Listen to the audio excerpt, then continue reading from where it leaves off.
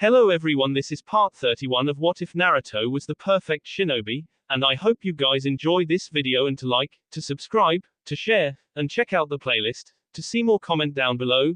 Now let's start the intro. They call me a god. They call me a god. They call me a god. Join my membership, the perks are great. It's in the description. Be sure to like and subscribe, it gives me more motivation. Enjoy. The various mutterings inside Konoha's council chamber went silent when Tsunade entered the room, with the third and the two advisors Homura and Koharu at her back. Tsunade Heim, Aberrane Shibi's reserved voice broke the quiet, as the man's head inched downwards with a measured respect. The Aberrane looked relieved, knowing that Tsunade would be able to heal his son's condition now that she was back in the village. From here on out, call me, Godime-sama, the slug princess replied as she strode across the chamber to assume the Hokage's place at the head position. Now then, let's get right down to business, she continued, sitting down. I want to hear a complete report on the border situation. I've been brought up to speed a little, but I want details. Tsunade's clipped, businesslike tone caused several civilian council members to stir in a nervous manner. She had no interest in tolerating ceremonial niceties as her esteemed predecessor had. The clan heads and other shinobi representatives concealed grins. The third Hokage blinked with complete surprise, taking his seat near Tsunade, as though he hadn't even been aware that she was going to accept the nomination. Danzu noticed his nemesis' expression and attempted to hide his sneer. To this point, the advisor Homura began, his tone somber and serious. There have been no changes with regards to the hidden sand. However, we expect that Iwa will begin the invasion soon, and we do not expect a decimated Suna to hold out. During the Hokage's most recent absence, the Sands Council has sent us a message to request assistance, Koharu continued, making no distinction as to whether Hokage meant Tsunade or Sarutobi, claiming that the alliance breach was due to Orochimaru's machinations, and was not their true intention. Those bloodless worms have the gall to come crawling back to us when their NS are placed on the line, Danzu observed, his scarred visage twisted with loathing. There is no reason to commit our shinobi to a losing cause. Let the miserable traitors s.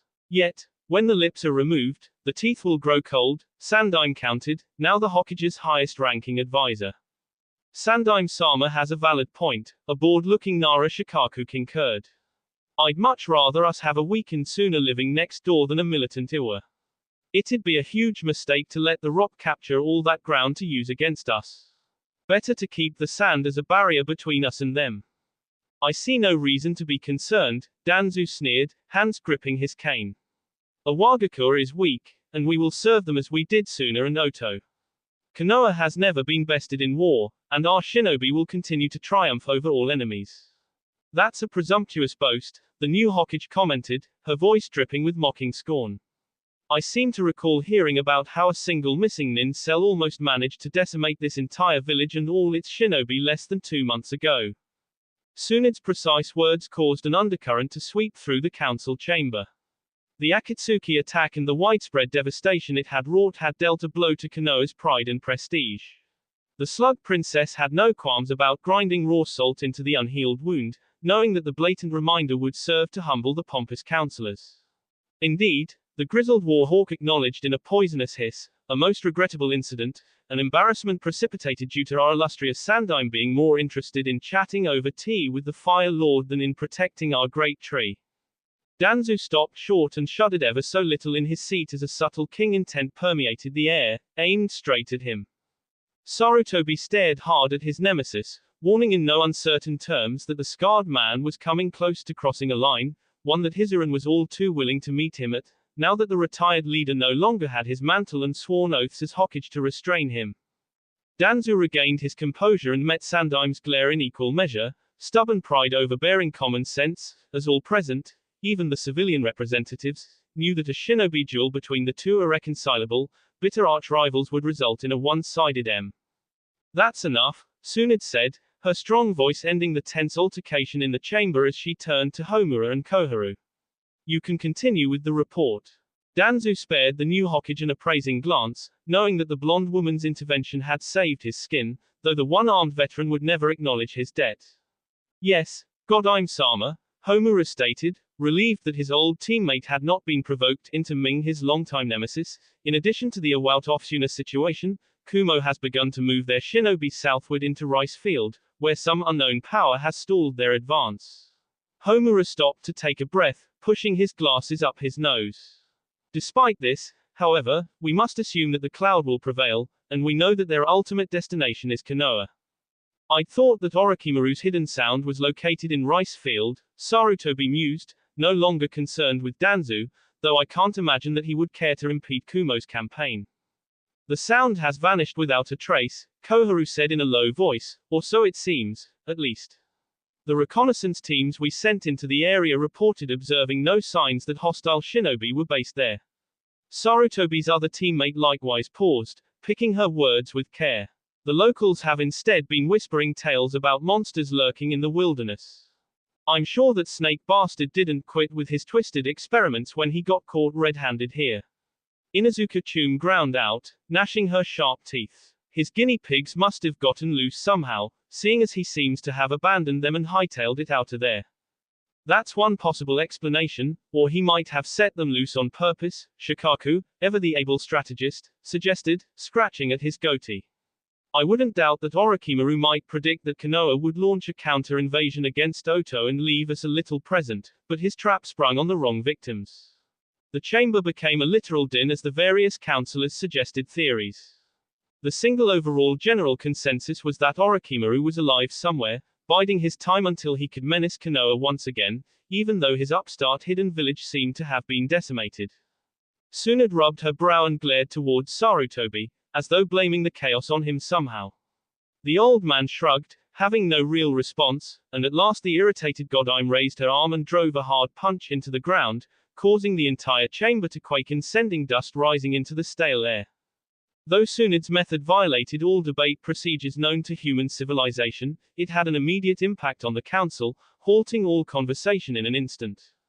The elders looked in shock towards the Hokage, noting the vein pulsing on her temple.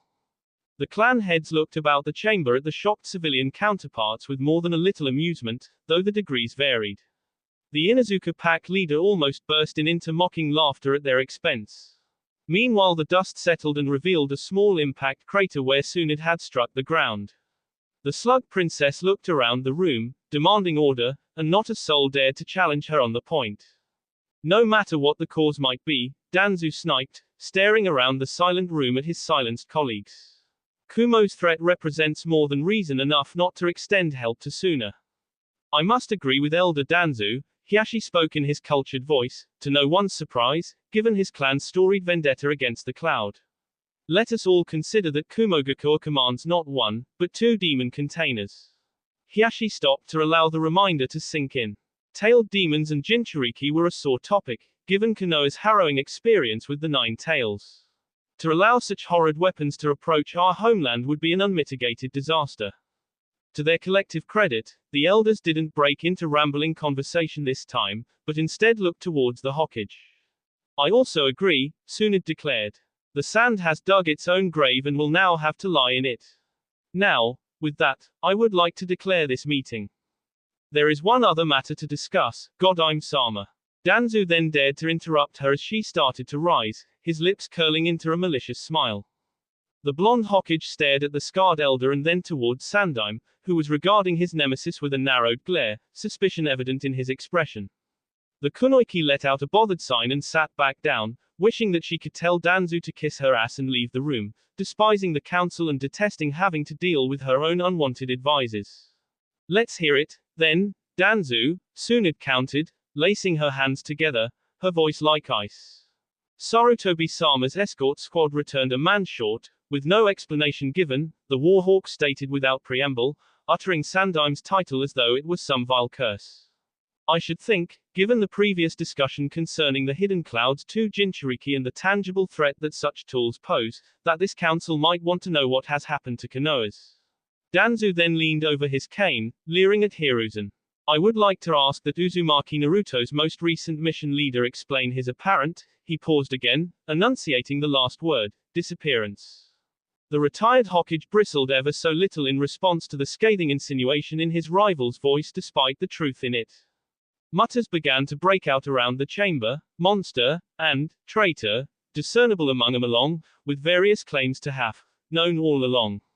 Some appeared to be surprised at the news, others smug and still more concerned. Homura and Koharu were among the latter group, as were the clan heads. Naruto's inclusion in Sarutobi's retrieval team had not been made general knowledge, not even to the council.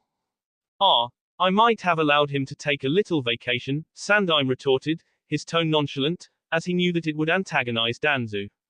No one can argue that the poor lad hasn't earned a little personal leave, given his recent meritorious services during the invasion. Danzu was not amused, nor did Sarutobi's blatant and dismissive lie take him in. This is not a laughing matter, the crippled man snapped, reacting as predicted. That overindulged whelp is vital to Konoha's war machine, as our most potent weapon. He must be returned to the village at once and his unauthorized absence punished. That won't be happening, Tsunade said in a curt voice. His present assignment necessitates deep cover and is crucial to this village's interests. He won't be recalled to Konoha until I've made the decision that it's needed. Forgive this man's impertinence, Godime-sama, Akamaiki Chooser then spoke in a serious rumble, the large man looking between Tsunade and Sarutobi, but I am having a hard time believing that our Hokage would choose to waste an asset such as him on a long-term non-combat assignment with two potential wars looming. Perhaps it would be more accurate, as Elder Danzu has stipulated, to conclude that he has gone missing. This was nothing less than a diplomatic accusation that the new Hokage was concealing Naruto's status. The blonde Sannin stared the Akamaiki patriarch down, intent upon making her dominance known. She was Hokage now, and the council's incessant meddling in the village leader's business was no longer going to be tolerated. Uzumaki Naruto, missing nin or otherwise, was Tsunade's concern and no one else's, both as a Konoha nin and as an agent in the Hokage's personal guard, until she dictated otherwise. Perhaps it would be a whole lot smarter, Tsunade parroted right back, knowing that Chooser was right on the mark but unwilling to admit as much, not to insinuate that I'm a liar. I know where the brat is and what he's doing, and that's all that's important. I won't hear the issue again. The slug princess had nothing save her sensei's vague theories on the latter point, and precious little more on Naruto's actual whereabouts. Meanwhile, Sandaime continued, Konoha has precious little resources to spare right now, given the mounting situation on our borders. That is, Hiruzen added, looking at Danzu, unless some hidden, special shinobi corps exists that could handle this matter.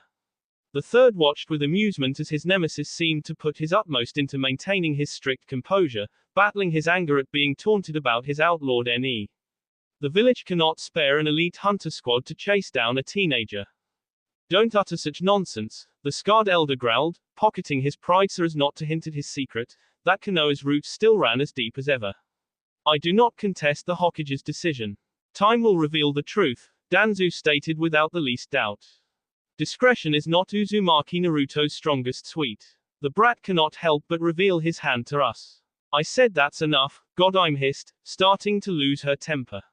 Now then, since the illustrious Konoha Council seems to be content to waste precious time bickering over a kid, I'm outta here. Unlike some people, I have actual business to attend to, such as inspecting the village. Tsunade then turned back towards her apprentice, who hadn't made a sound during the entire meeting, as she rose and started to leave. Let's go, Shizune. Shizune paled and nodded, trailing behind her enraged master. Meanwhile the elders looked about in surprise and shock, unable to comprehend being dismissed in such a manner.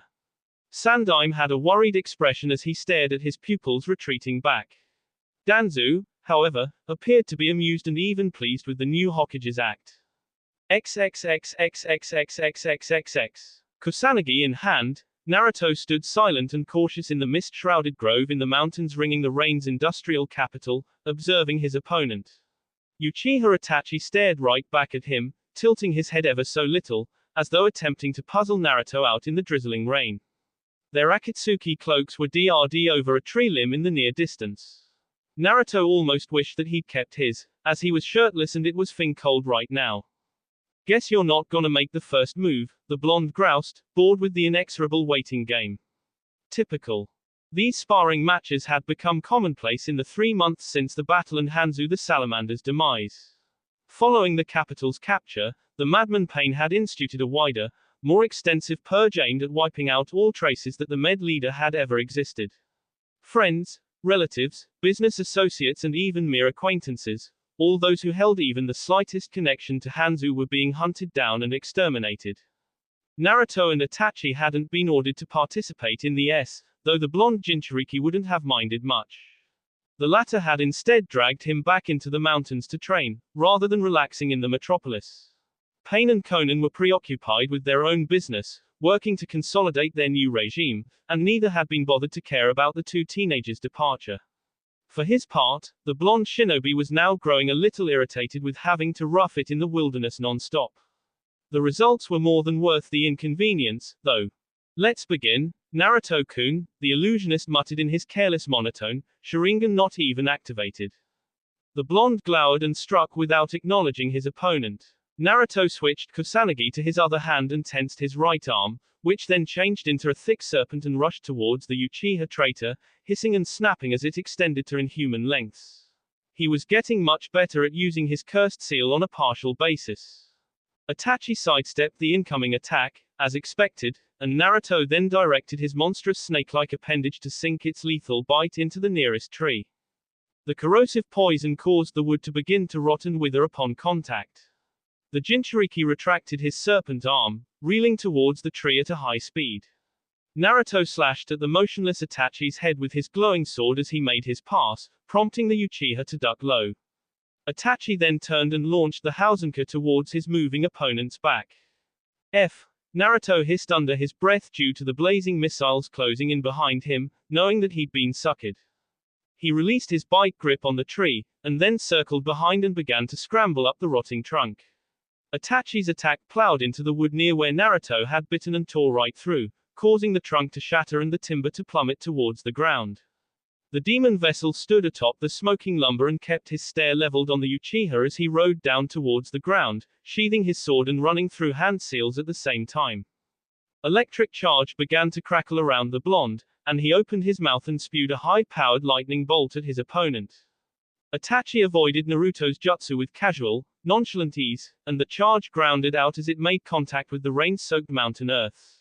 Then, still covered in residual lightning, Naruto dove towards the illusionist, measuring a crushing punch at Itachi's head. Rather than evading, Itachi's hand sent out and grabbed the other's wrist.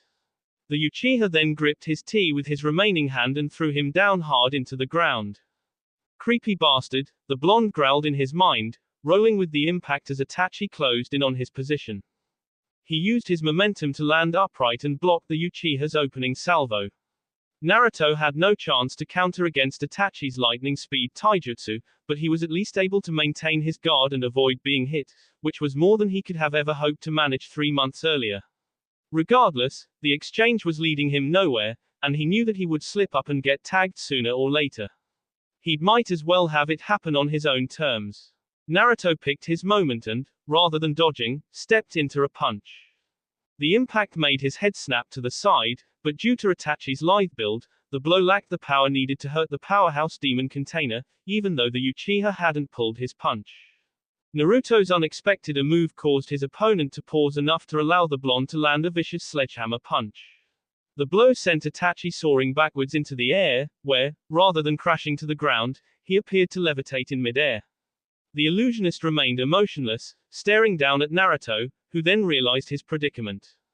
Genjutsu, he groused, not knowing when or how Itachi had snared him, given that he had never activated his Sharingan. For all Naruto knew, the entire duel to the point might well have been taking place in his imagination. He concentrated chakra into his brain and snapped the illusion, right as Itachi's blade plunged deep into his back. Naruto gurgled and spat blood, but then grinned. The Uchiha managed to shunshin right in time to avoid the sudden explosion, as Naruto's cage bunshin detonated. Mud and rock rained into the air, scattering all over the secluded mountain grove. Impressive, Itachi droned into the rain to no one in particular, as Naruto was now nowhere to be seen. The illusionist was relaxed beneath a tree, at ease despite being involved in an intense battle. I almost didn't notice the substitution in time. From this point on, I'll be more cautious. His Sharingan blazed into existence. Naruto might have grinned, had he been in position to see it. The Uchiha then had to leap aside, as a serpent's head burst through the muddied earth to swallow him whole. Itachi launched a grand fireball at the reptile, but his attack had no noticeable impact other than enraging the summoned serpent. The hulking creature sheared right through the jutsu and back towards the missing nin. The Uchiha grunted, almost looking amused with the situation. Itachi didn't bother to avoid the oncoming monster's charge this time, but instead stared hard at the snake, his Sharingan spinning. The summoned beast then halted in its tracks next to Itachi, and the illusionist used another quick shunshin to escape as a second reptile emerged through the ground. The motionless initial serpent then turned about and rushed to attack its colleague, hissing and biting. The second serpent's mouth opened and Naruto leapt out, landing on the ground between the two battling creatures. Bah, cheap trick, he spat at Itachi, who arched a brow in response. Motherfing genjutsu, he added in his mind, not at all amused with having his summon turned against him. There is no such thing as cheating in battle, Naruto-kun, Itachi stated, repeating the phrase that Naruto had uttered several times in the past, though the blonde doubted that the illusionist knew as much. The Jinchuriki dismissed both serpents, causing smoke to explode into the air around him. Naruto ducked his head on instinct as several shuriken whizzed past his ear, and leapt outside the smoke.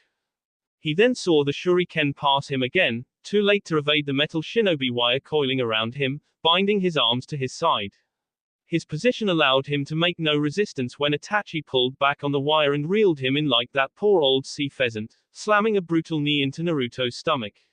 The blonde almost lost consciousness as the air stored in his lungs was expelled against his will.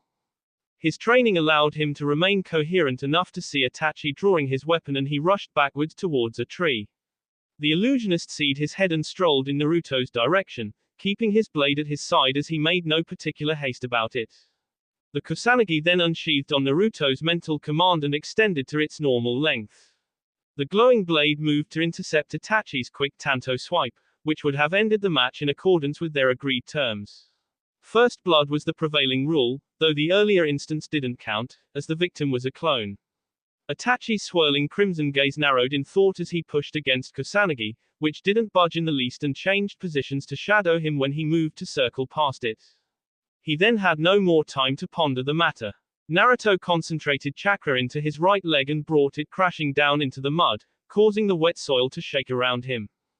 The overall impact wasn't quite what it would have been under drier conditions, but the resulting shockwave tremor was still enough to almost knock Itachi down.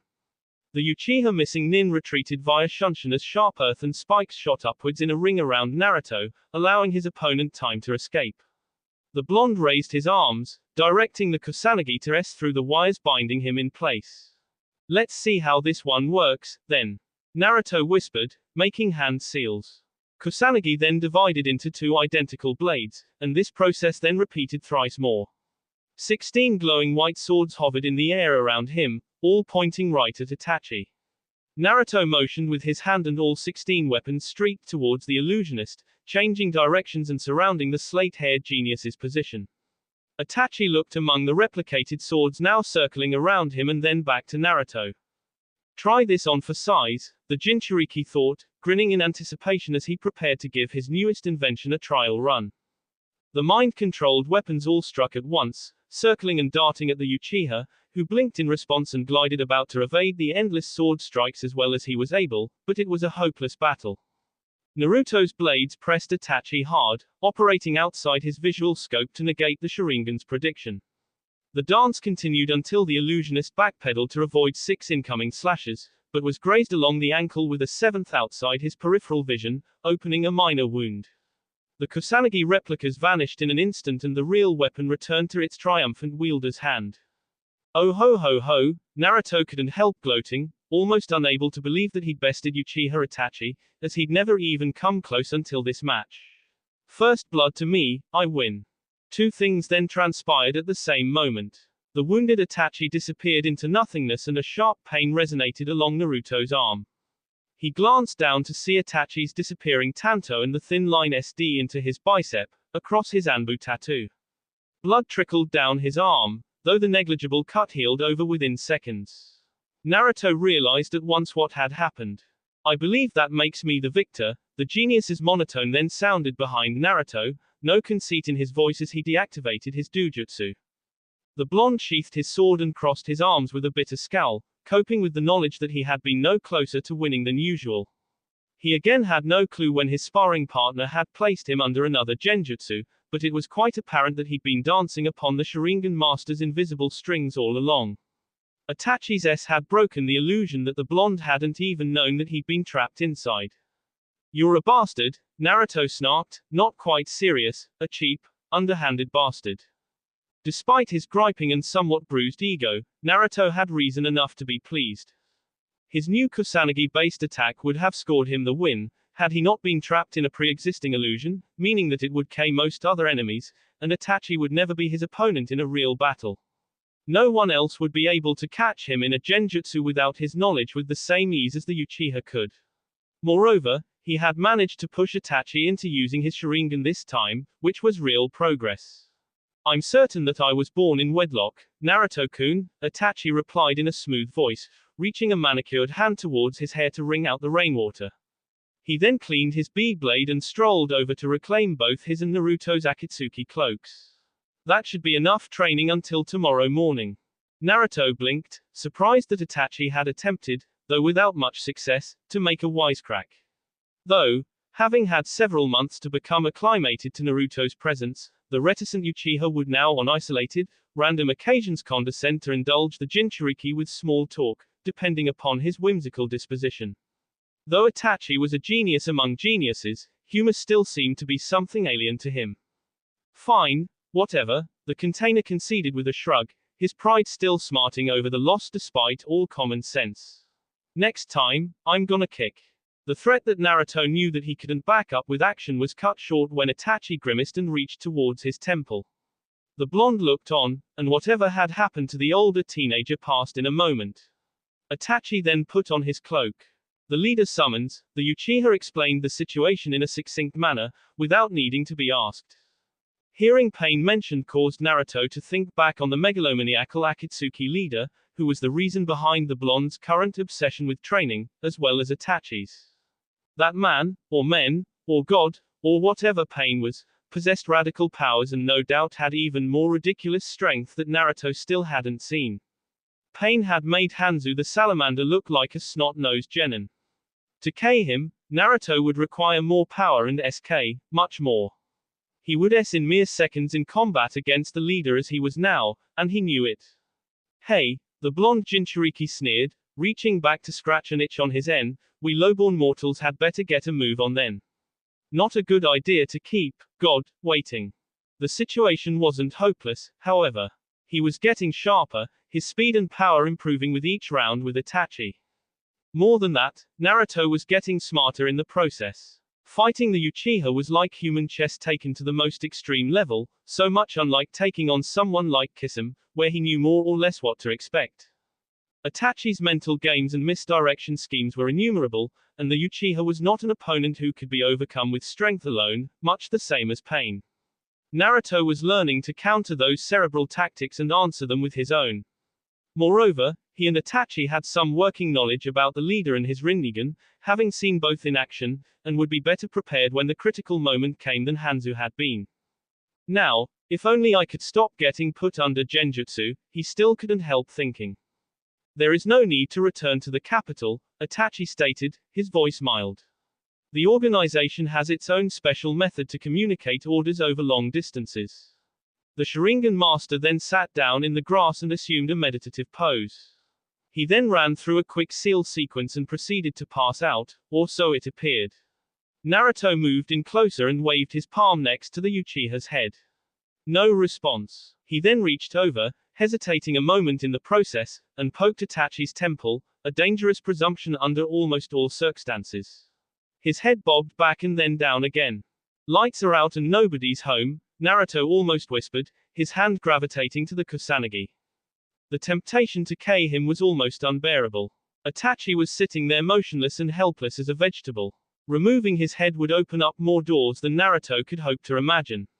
Uchiha Itachi's death could serve as Naruto's ticket to an unconditional pardon in Konoha, or a pass into whatever hidden village he desired with another war looming and perhaps even Junin rank.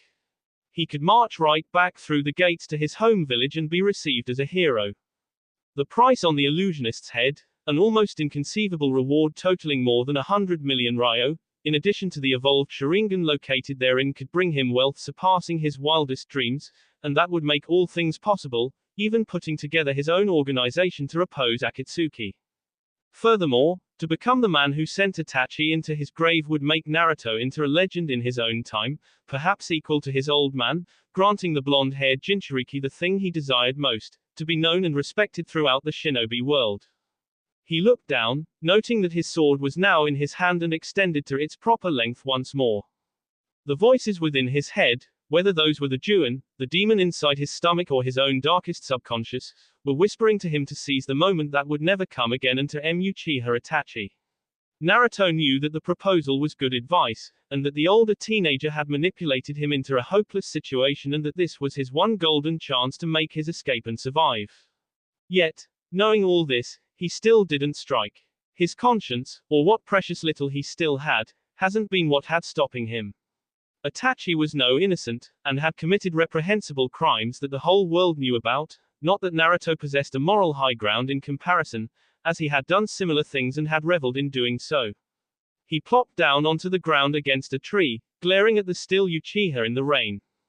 Arrogant bastard, he sniped with the same base insult again, still glowering at the motionless Akatsuki member.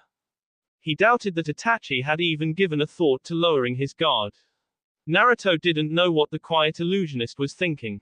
Perhaps he didn't care whether he lived or not, or he might have been so secure in his mindset that the thought that Naruto might kill him had never so much as crossed his mind. The older teenager had never struck him as having so little common sense, but then again, he was the Uchiha Itachi. Furthermore, this was no isolated incident. Naruto could recall all the chances that Itachi had given him to him in the back, whether it was allowing him escape his clutches in Tanzakugai, and indeed helping him to do so, or giving him the chance to run in river. Each time, however, there had been a catch, either the stolen scroll or the clone he had sent to trail Naruto's movements in secret. The blonde thus decided that that was his real answer. Itachi was a sick creep who liked to mess with his mind, and there was no more complicated explanation. The even simpler alternative, that the other trusted Naruto not to him, didn't even cross his mind. Soon enough, Itachi stirred and rose again. Naruto didn't know how much time had passed while he had been thinking. The Uchiha looked towards the sword still resting in his companion's hand and tilted his head in understanding, seeming to know what Naruto had been contemplating doing, but seeming not to be the least bit surprised or concerned. Itachi's blasé attitude towards his training partner almost stabbing him in the back both irritated and unnerved the Jinchuriki. That sure was a quick pilgrimage, the blonde sneered, all too willing to disrespect pain, so long as neither the leader nor his blue-haired bee was in the area to catch him in the act. You and I are being dispatched to Ricefield to gather intelligence, the Uchiha stated, now in business mode and disinterested in acknowledging Naruto's banter. Our spies report that the Raikage has decided to marshal Kumogakure's two Jinchuriki in order to rupture whatever impediment has been halting their village's southward advance. Pain has commanded us to measure their capabilities. That was interesting. Naruto had missed his chance at taking on another Jinchuriki the last time with Sabaku no Gaara thanks to that weirdo Kimimaro and Orochimaru's meddling, much to his own demon's chagrin, not that Naruto much cared what it thought now. Not that he thought that it would have been a real contest. Fun, Naruto said and meant it, more than willing to venture into a war zone and raise a ruckus. I'm calling dibs on the Hachibi. Have to settle the pecking order and all that mess. You can have the Nibi, the blonde continued on in a magnanimous voice, as though he were doing Itachi some great honor. The Uchiha glanced back over at the blonde while tucking his arm into his sleeve and putting on his rain-drenched Akatsuki kasa. Naruto, who had remained shirtless to this point, shook out his cloak and then slipped it on over his bare chest. You would be ill-advised to provoke combat. Itachi murmured, shaking his head. Remember that neither vessel can be ked now, lest pain visit the same onto us. The mission parameters are to observe and nothing more. Right, sure, the demon container said, waving warning aside as he was known to do. Let's head down the mountain to the village. I need a decent meal and a real bed to sleep in, and then we can leave in the morning. Itachi nodded, expecting the demand, and the pair started down the mountainside. Naruto kept his sword in his hand, humming a little tune in his head as he walked behind the illusionist. Neither Shinobi could have known then that their hazardous reconnaissance mission would turn into much worse, leading them both into a scenario that would be remembered as a nightmare even more terrible than the absolute worst that Itachi's sick mind could have ever conceived with Tsukuyomi, in which two demon hosts were but the most pedestrian horrors. XXXXXXXXXX. Far to the elemental continents south, in the archipelago known in collective as Umi no Kuni, a certain pale-skinned, serpentine-missing nin wore a bitter scowl as he examined his latest experimental specimens in their holding containers. Orochimaru had precious little to be pleased about in recent months. His attempt to sunder Konoha and assassinate his old sensei Sarutobi had ended in a humiliating loss in which the Sannin had almost perished, and his attempt to subvert Uzumaki Naruto had gone no better. His organization had been reduced to a complete shambles, due to the rout at Konoha's hands and then Akatsuki's raid.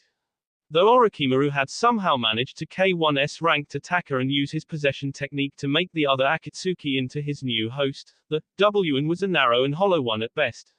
Had Kakazu not made a rare mistake in taking Orochimaru's bait, the serpent would now be a man and his head mounted onto some exchange's wall. Ugh. The snake man then grunted in pain and had to use a hand to brace against the nearest wall, as his new host pushed against him again. The Jashin cult member Hidden did nothing but add to the heavy Sennin's consternation. The hot springs Nukanen was ever resilient despite having his spirit trapped deep with Orochimaru's subconscious, almost as though he possessed a true immortal soul due to his pathetic cult's kinjutsu. Hidden did not appreciate his position, and he thrashed against his restraints on a regular basis in an attempt to wrest back control over the host. The man's enraged cursing and screaming resonated deep within the Sannin's mind during his more spirited outbursts, irritating Orochimaru not a little. Ah, mother thing piece of heathen dog s. Hidden's nasal voice shrieked at him. You just thing wait, till I break out a here. I'm seriously gonna bite your thing t out and s down it, and then I'll s your rotting corpse to Jashin-sama. You'd better thing believe you're going to hell for this transgression, asshole. Be silent, vulgar wretch, Orochimaru hissed aloud, exerting his dominance to quash the meddlesome cultist's spirit down again and exhaling a heated breath as the voice went mute once more. Coo coo coo, the serpentine man chuckled into the lab, wishing that he had someone around to vent his ill temper upon. He didn't, unless he chose to retrieve some luckless specimen to abuse. He again looked into the aquatic holding tanks, which contained KPED locals who had been altered into mermen, to use a generic and colloquial term. Hoshigaki Kisame had been the inspiration behind the research, which was nearing completion now that Orochimaru had returned to this poor place and taken a personal hand in the research. That second-rate lab rat Amaki, an assistant who had been given control over the place and its mission in his master's absence, would never have achieved workable results on his own. That scientist had since been reassigned to leading raids on mineral shipments with the one positive result that his experiments had managed to produce a mindless little girl whose name the Serpent Man didn't care to learn. No doubt the man, who believed that he was a rare genius, viewed the grunt work as the deliberate insult that it was. Soon enough, Orochimaru would be able to mass-produce aquatic soldiers similar to the girl, and then he would be able to tighten his stranglehold over the archipelago. From there, he would proceed to extend his grasp into the neutral non-shinobi nations along the seaboard and move across the ocean into the barbarian lands on the southern continent. For those ends, he would also require the materials that Amaki's raids were bringing in.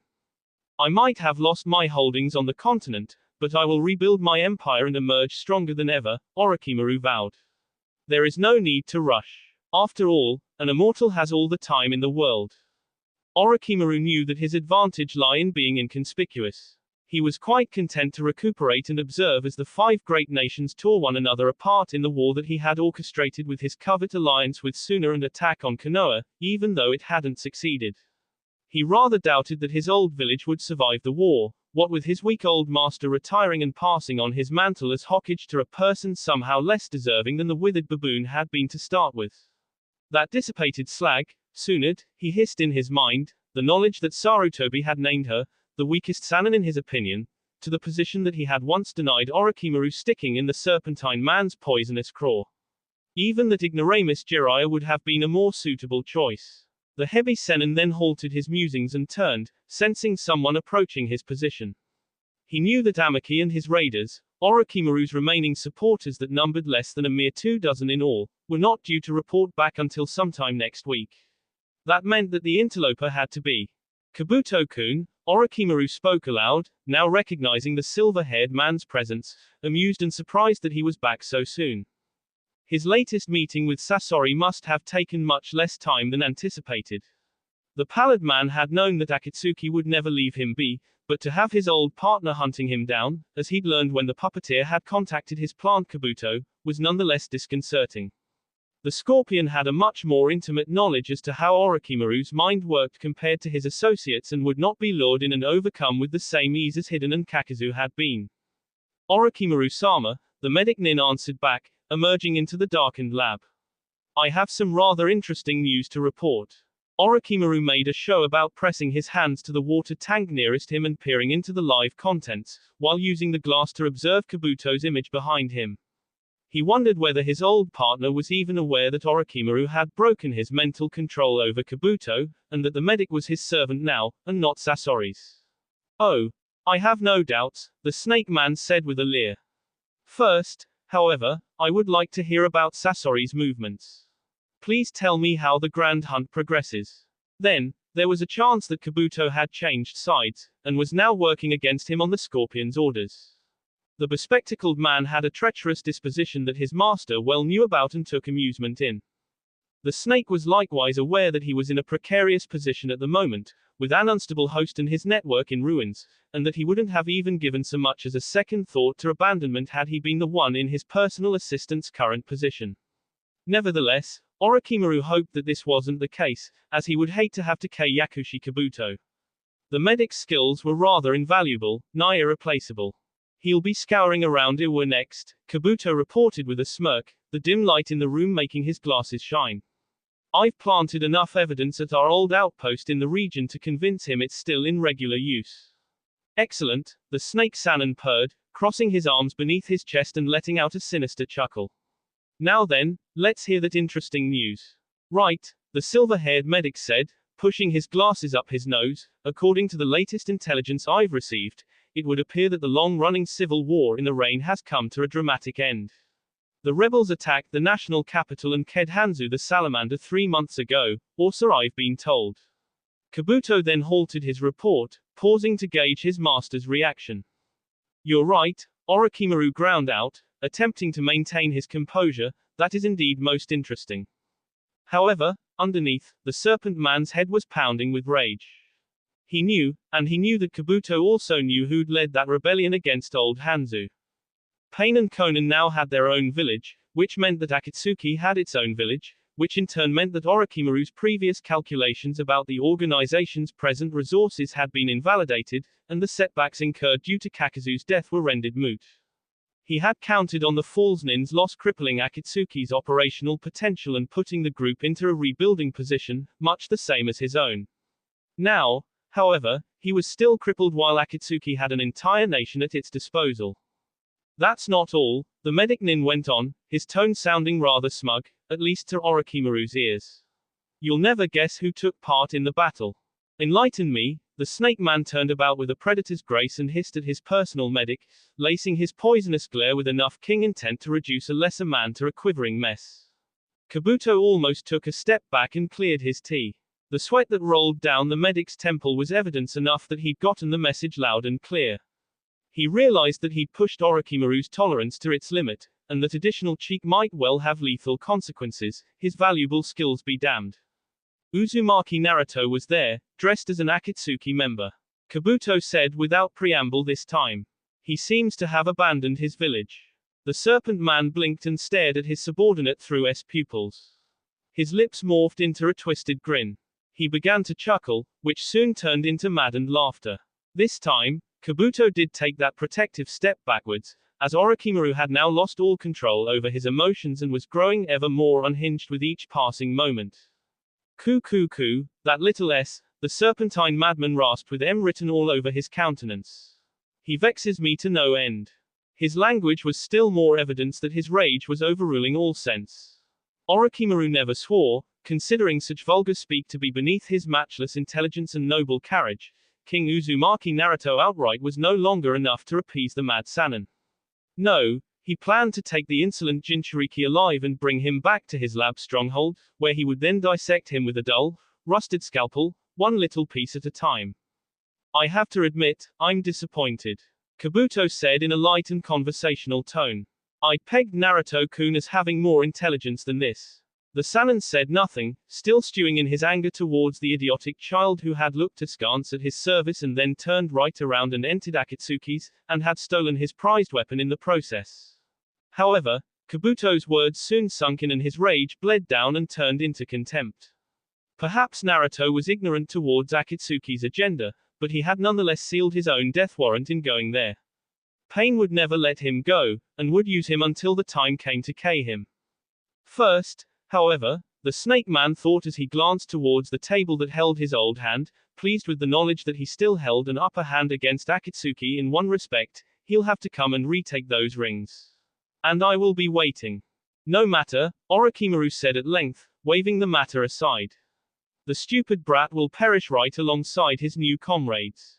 The silver-haired medic nodded, quite content to move on while his master was back in a reasonable mindset. There's something else to report, also, Kabuto then stated in a chipper voice. Rice Field seems to have been struck with a strange, unknown plague. There are stories about people mutating into monsters and attacking others, who in turn either or undergo the process themselves. This news brought Orochimaru's good humor back, and the madman at once adopted a malicious grin, thinking with twisted glee about his last scheme and the unexpected results it had produced. He had poor little Juugo to thank, it seemed, whose rare genetic problem had served as a basis in creating the Serpent Man's cursed seals. Orochimaru had held prisoners in his north base to be used as guinea pigs in the process, in which he introduced the special protein that he had developed using Juugo's genetic code as a basis into their human bee. Most had perished and others had mutated into hideous demons similar to the seal's highest level, uncontrollable berserkers who could do nothing except maim and kill. The Juan that he had placed on Anko-chan was the completed process that this research had produced.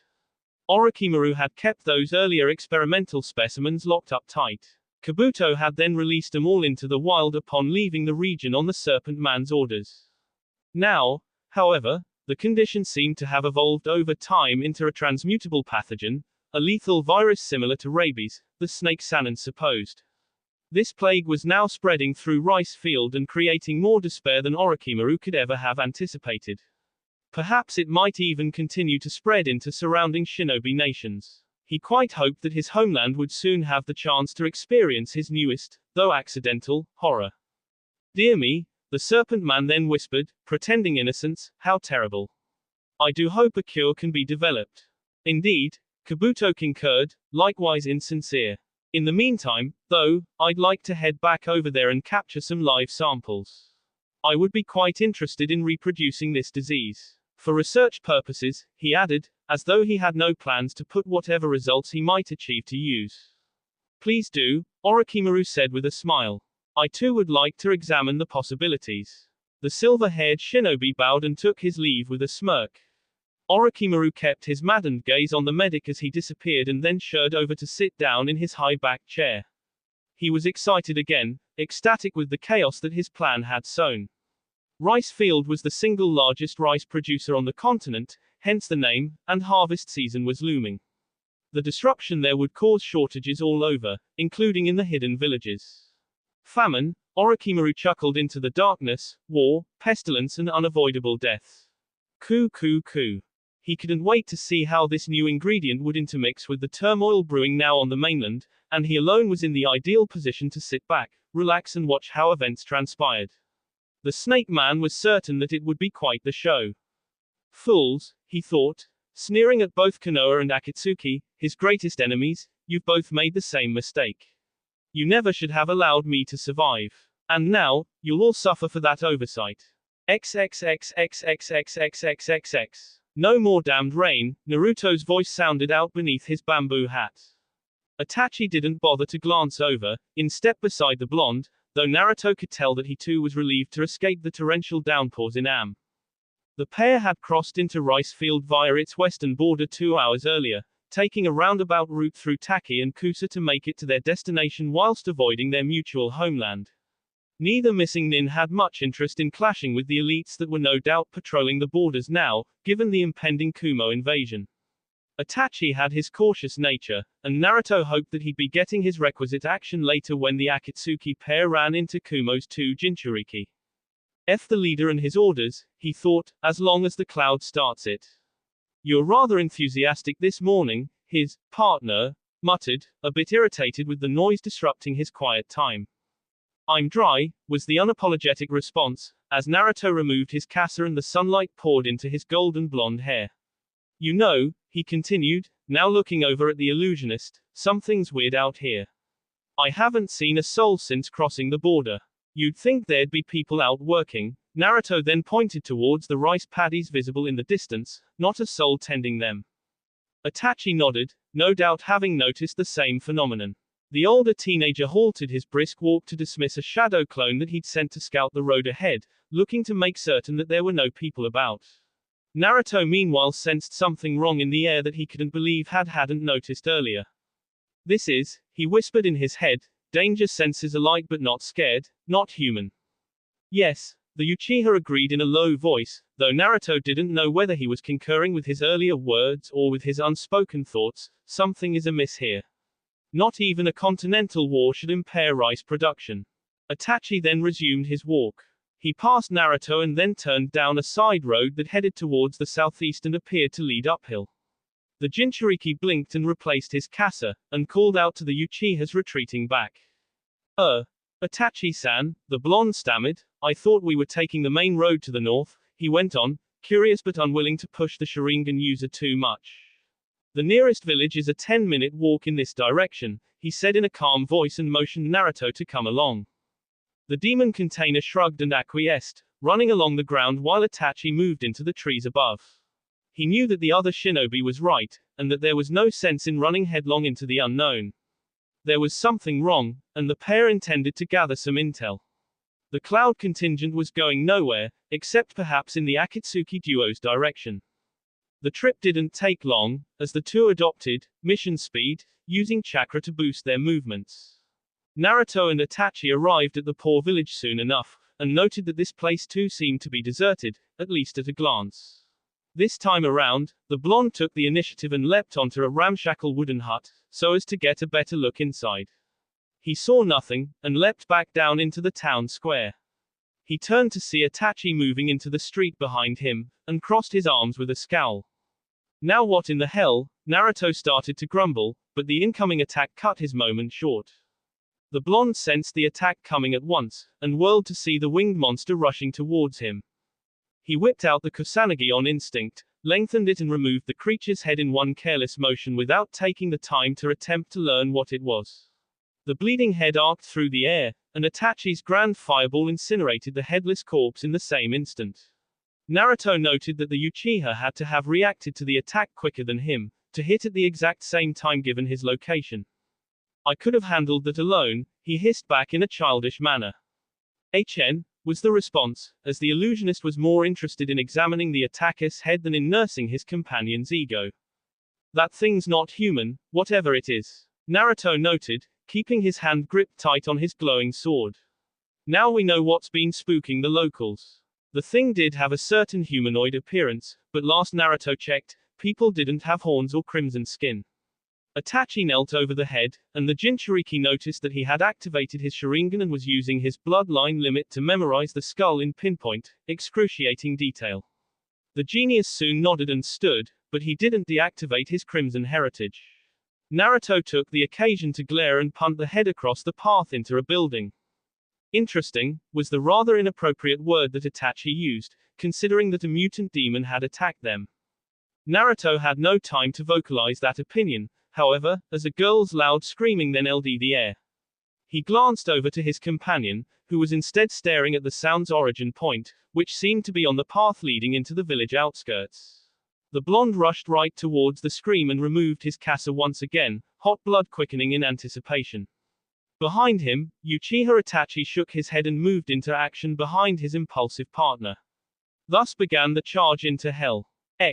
That will be all for this video. Be sure to like, subscribe, share, and comment down below for more videos. Goodbye.